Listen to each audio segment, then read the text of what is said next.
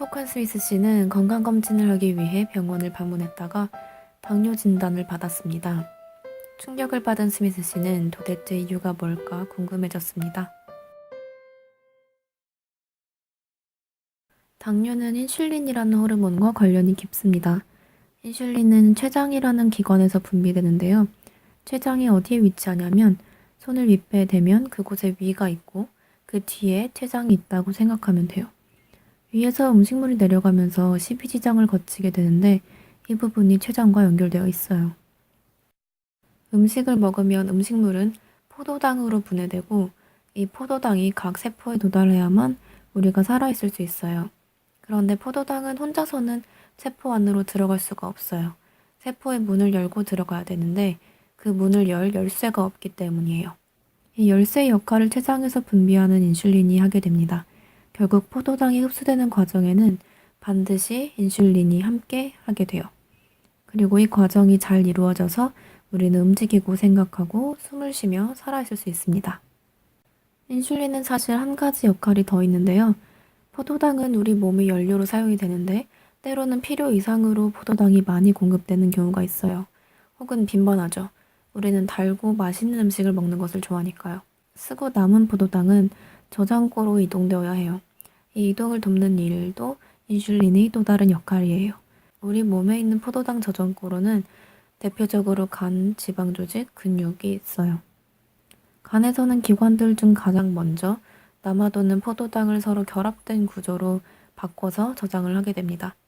이후 지방조직에서는 지방을 합성하고 근육조직에서는 단백질을 합성하여 포도당을 저장하게 됩니다. 이번에는 당을 조절하는 호르몬에 대한 설명을 마치고 당뇨란 어떤 상태를 말하는지 보겠습니다. 포도당이 세포에 흡수되는 상황인데요. 세포막 그리고 세포막에 있는 인슐린 수용체, 세포막 근처의 인슐린 그리고 포도당으로 구성됩니다. 당뇨의 상태란 세포가 흡수되지 못한 포도당이 과도하게 존재하는 건데요. 지나치게 많은 포도당은 소변을 통해 같이 배출되어 버리기 때문에 말 그대로 당이 포함된 소변을 보게 되는 상태를 초래합니다. 그래서 병명이 당뇨인 거죠. 포도당이 세포 안에 들어가지 못하고 혈중에 다량으로 존재하게 되는 원인은 두 가지 유형으로 생각해 볼 수 있어요.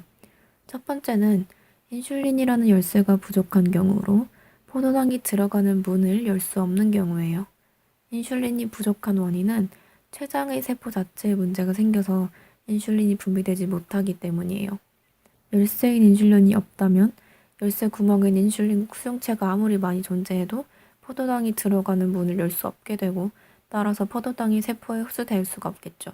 따라서 포도당이 모두 세포 밖에 머무르면서 혈당을 높이게 됩니다.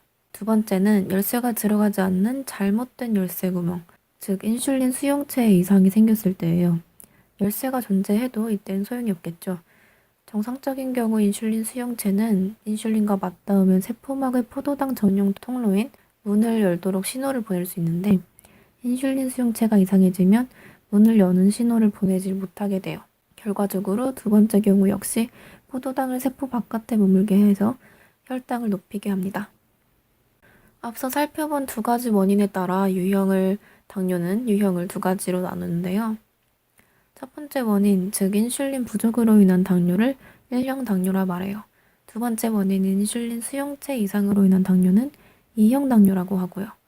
1형 당뇨와 2형 당뇨 환자는 겉모습부터 확연하게 차이가 나요. 1형 당뇨의 경우 더 젊고 정상적인 체중으로 보이고 2형 당뇨의 경우 중장년층 그리고 과체중으로 보입니다. 아마 2형 당뇨가 일반적으로 사람들이 생각하는 당뇨병의 모습일 거예요.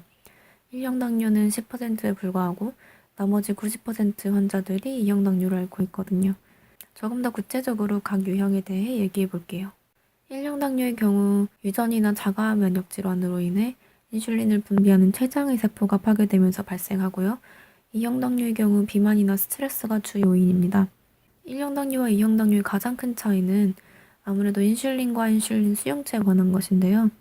1형 당뇨의 경우 인슐린이 분비가 안 되면서 인슐린 수용체는 건강한 것이고 반대로 2형 당뇨의 경우 인슐린 분비는 정상적으로 이루어지나 인슐린 수용체에 문제가 생긴 것입니다.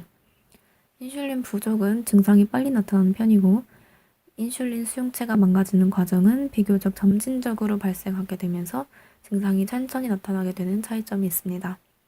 치료의 경우 원인과 관련 지어서 봐야 되는데요. 1형 당뇨의 경우 부족한 인슐린을 보충하는 방향으로, 2형 당뇨의 경우 식이 조절과 운동 등을 통해 수용체의 비정상화를 막는 방향으로 이루어집니다. 마지막으로 가장 심각한 합병증은 케톤산증인데요. 이 역시 인슐린과 관련되기 때문에 1형 당뇨에서 더 자주 발생합니다. 다음 영상에서는 당뇨의 진단과 증상을 알아보겠습니다. 그럼 다음 영상에서 만나요.